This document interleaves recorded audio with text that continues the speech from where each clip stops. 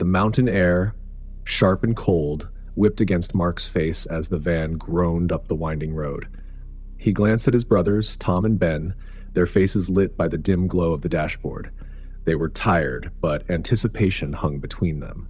Their father, David, had been talking about Aden Springs for months, a week in Turkey, connecting with their heritage, culminating in a relaxing spa retreat. It was supposed to be perfect. The van shuddered to a stop before a sprawling, dilapidated complex.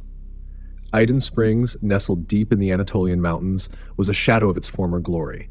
Faded paint peeled from the walls and overgrown vines choked the neglected gardens. A heavy silence pressed down on them. "It's changed," David murmured, his voice strained. Inside, the resort was a bizarre mix of faded grandeur and stark decay. The geothermal pool, vast and steaming, was soothing, its mineral-rich waters easing their travel-weary muscles. The Turkish bath, though worn, still radiated a comforting warmth. Yet, as Mark explored, unease settled in his chest. The hallway leading to their rooms stretched into yawning darkness, the lights at the far end refusing to turn on. Each footstep echoed in the oppressive silence, amplifying the sense of isolation. It was a tunnel, a void.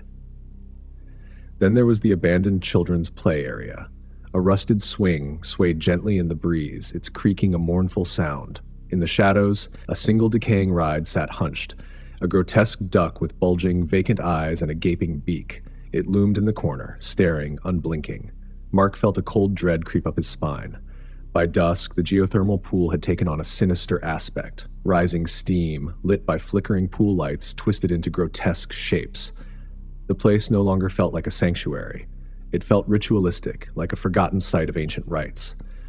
The emptiness of the resort sharpened the unease. The few other guests, gaunt and shadowed, moved like ghosts through the halls.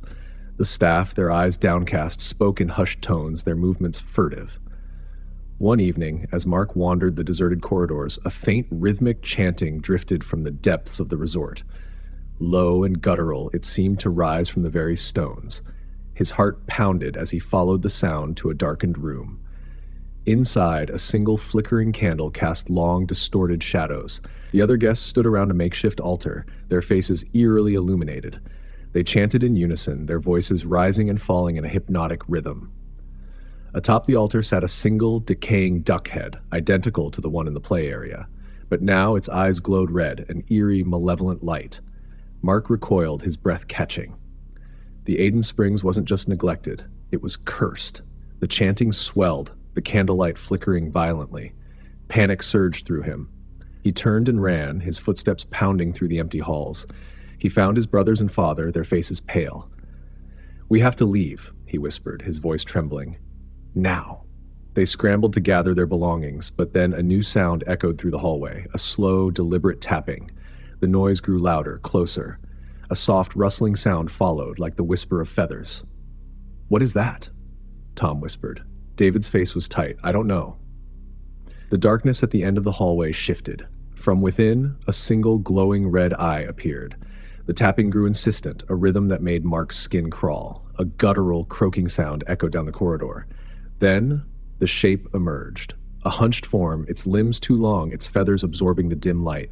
The red eyes fixated on them, unblinking, and the croaking deepened into something almost human. "Run!" Mark shouted, grabbing Tom and Ben's arms. They bolted, the croaking pursuing them, growing closer, hungrier. The lobby doors loomed ahead, but they were locked. "The keys!" David shouted, fumbling through his pockets. Mark turned. The creature was nearly upon them now, its grotesque form shifting in the dim glow. "There!" Ben yelled, pointing to a set of keys behind the reception desk. David lunged for them, his hands shaking as he fought with the lock. The croaking was deafening now. Click. The doors burst open, and they tumbled into the cold mountain air. They ran, lungs burning, the croaking still echoing behind them. The van sat at the edge of the resort. David fumbled with the keys, cursing. The sound was still there, carried on the wind, unnatural and relentless. The engine roared to life. Gravel sprayed as they sped down the winding road, leaving Aden Springs behind. Mark glanced back. The resort stood silhouetted against the moonlit sky, dark and watching. And the croaking still followed. Something had awakened, something ancient, something that would never let them forget.